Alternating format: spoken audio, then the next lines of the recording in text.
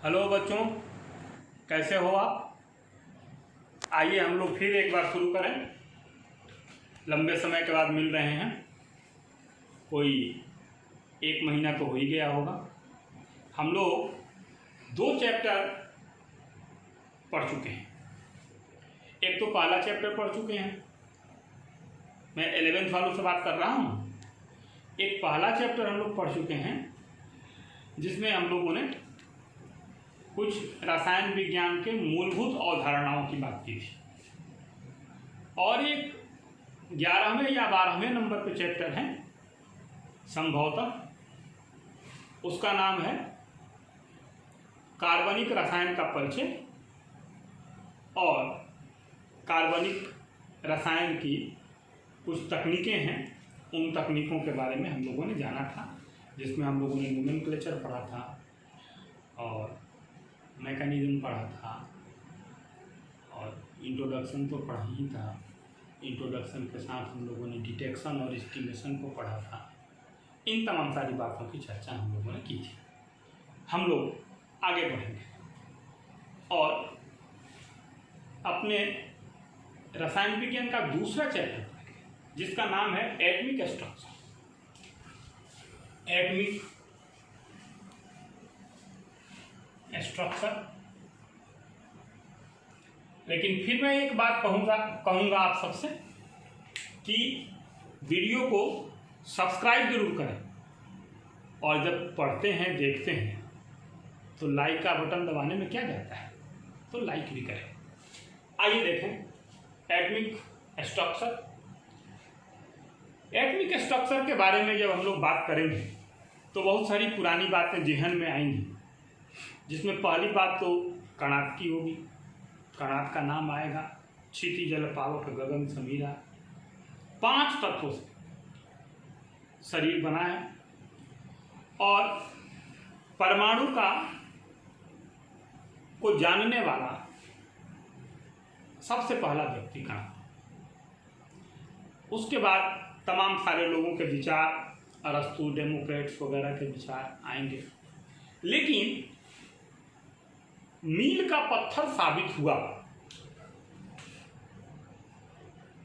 Dalton का परमाणुवाद। और Dalton के परमाणुवाद ने लगभग 100 वर्षों तक,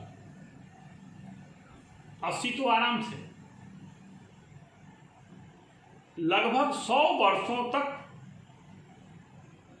केमिस्ट्री जानने वालों के दिलों पर शासन किया। डाल्टन के एटमिक मॉडल। लेकिन उसके बाद हम लोग बात करेंगे डाल्टन एटमिक मॉडल के बाद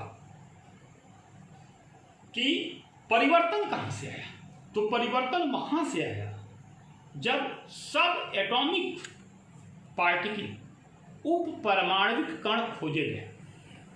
it means electron, proton, neutron खोजा गया तो चेंज आया और सोच बदली।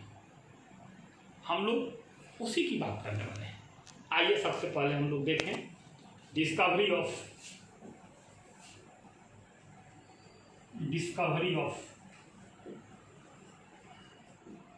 इलेक्ट्रॉन। लेकिन इस इलेक्ट्रॉन के डिस्कवरी में जो सब टॉपिक है वो ये है कि डिस्कवरी ऑफ कैथोड,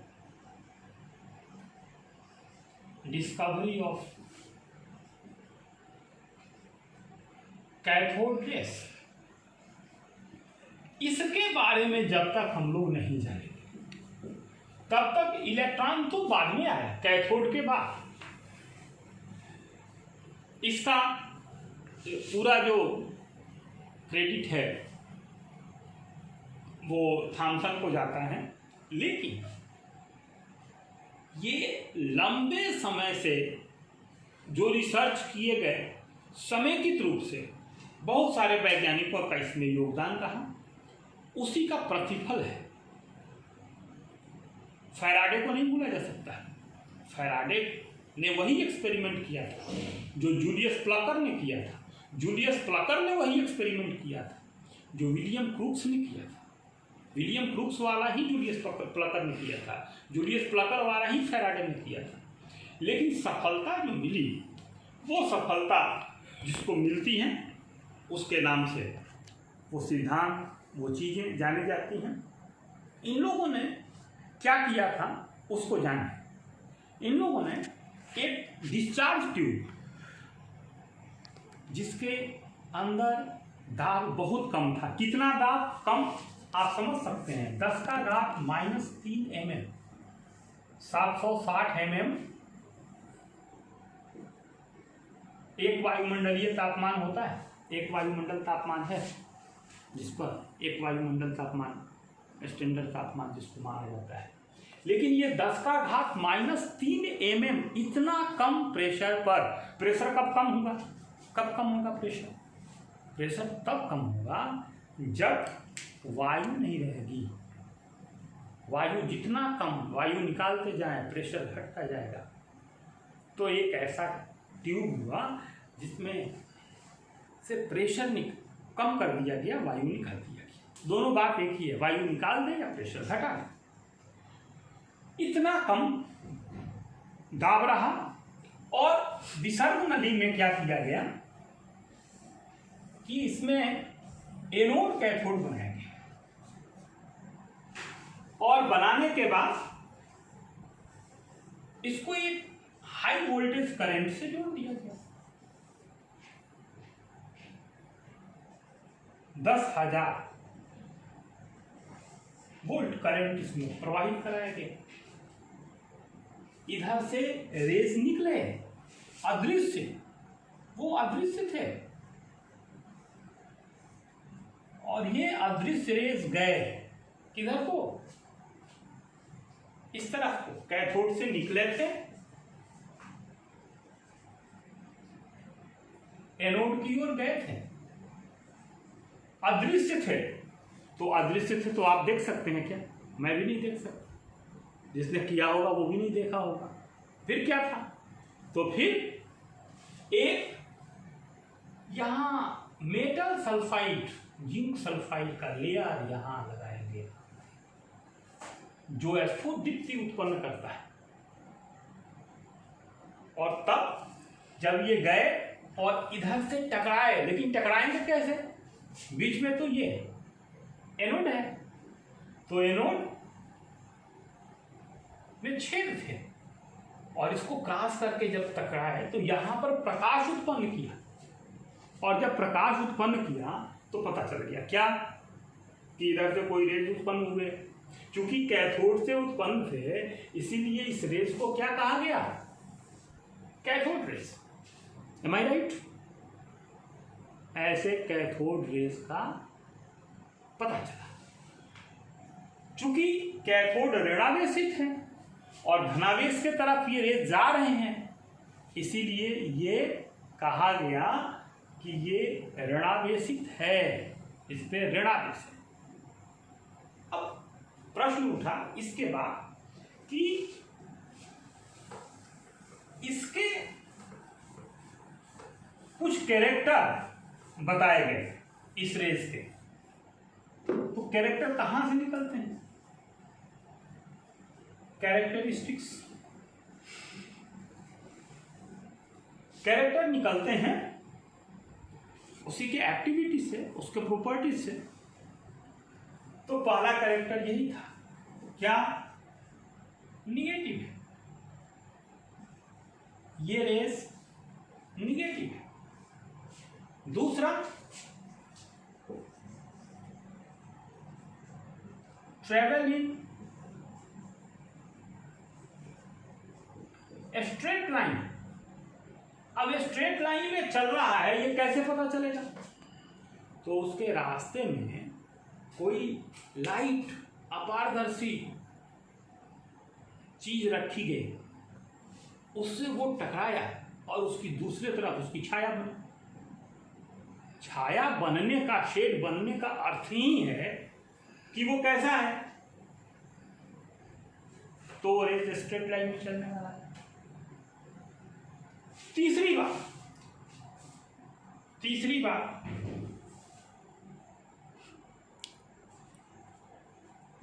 इसके पास काइनेटिक एनर्जी है। इसकी जानकारी कैसे मिली?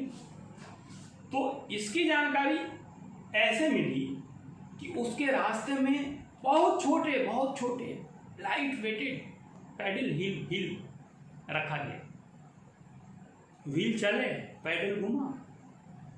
साइकिल वाला पैडल और वो साइकिल वाला व्हील नहीं, आप समझ सकते हैं, अदृश्य है, तो बहुत लाइट वेटेड रखा गया।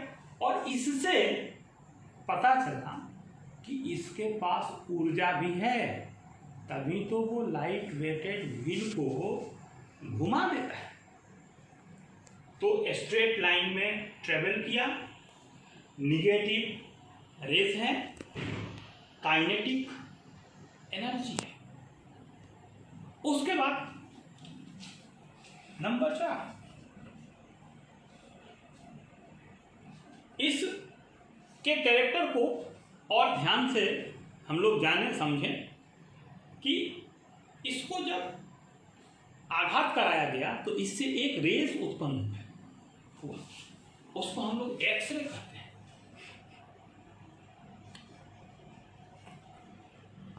Produce x ray. तो इसके आघात से एक्सरे उत्पन्न किया जा सकता है। इसकी जो क्षमता है, सामर्थ्य है, इंटेंसिटी, वेधन क्षमता, वो बहुत अधिक है। और इसकी स्पीड जो है वो लाइट के स्पीड के बराबर है। इन तमाम चीजों जैसी बातें हम लोग लिख सकते हैं। और क्या लिख सकते हैं? और लिख सकते हैं कि ये मैग्नेटिक फील्ड में deflected in magnetic field. Fleming का नियम पढ़ा है ना, कि ये मैग्नेटिक फील्ड में ये रेज जो हैं वो डेविएट हो जाते हैं। फिर हम लोग ये भी कह सकते हैं कि डिफ्लेक्टेड इन इलेक्ट्रिक फील्ड। इलेक्ट्रिक फील्ड का अर्थ क्या है? इलेक्ट्रिक फील्ड का अर्थ है कि एक तरफ पॉजिटिव और एक तरफ निगेटिव इलेक्ट्रोड बना करके, और वहाँ से अगर रेज को गुजारा जाए तो रेज अपोजिट डायरेक्शन में जो उस पर चार्ज होगा, अगर इस पर निगेटिव चार्ज है तो वो पॉजिटिव चार्ज की तरफ डेविएट हो जाएगा। इन तमाम सारे बातों की बात। लेकिन अब इससे खोज हुआ किसका? Discovery of electron. अब इलेक्ट्रॉन की बारी आई। इलेक्ट्रॉन की डिस्कवरी हुई। कैसे हुई इलेक्ट्रॉन की डिस्कवरी? तो जब इलेक्ट्रॉन की डिस्कवरी हुई तो इसके भीतर जो गैस भरी हुई थी बहुत कम थी, लेकिन थी। तो जो गैस भरी हुई थी उस गैस को चेंज किया गया। जो इलेक्ट्रोड बने हुए थे, एनोड और कैथोड, उसको चेंज किया गया। और चेंज करके बार बार एक्सपेरिमेंट को दोहराया गया। रिजल्ट में कोई परिवर्तन नहीं हुआ। इलेक्ट्रॉन वैसे ही निकलते रहे, सारे कैरेक्टर वैसे ही प्राप्त होते रहे। दूसरे शब्दों में मूलिकम साहब आए, उन्होंने एक्सपेरिमेंट किया और E/m, E means charge upon mass, सारे जितने इलेक्ट्रॉन निकले भिन्न भिन्न एक्सपेरिमेंट से उसके E/m के मान को देखा गया। ये मान कांस्टेंट आया, 1.75 इंटू 10⁻11 कूलम। इसको देख लीजिएगा फिर से एक बार। ये चार्ज जो आया, ये चार्ज कांस्टेंट था, और ये कांस्टेंट होने के कारण ये कह दिया गया कि ये फंडामेंटल है। इलेक्ट्रॉन कैसा है? इलेक्ट्रॉन फंडामेंटल पार्टिकल है। Fundamental particle, electron fundamental particle क्यों है? तो ये फंडामेंटल पार्टिकल और इसी इलेक्ट्रॉन से मिलकर के ये रेस बना हुआ है। तो हम लोगों ने देखा कि discovery of electron and discovery of cathode rays. आज एटॉमिक स्ट्रक्चर की केवल यही बात होगी। ठीक ठीक इसका नोट्स बनाएंगे, इसको पढ़ेंगे किताब से, बुक है ना सबके पास, बुक से भी पढ़ेंगे, कमेंट्स भी करेंगे और कोई बात होगी तो पूछेंगे। लेकिन इस वीडियो को लाइक और सब्सक्राइब जरूर करेंगे। अगले वीडियो का इंतजार करेंगे। Thank you.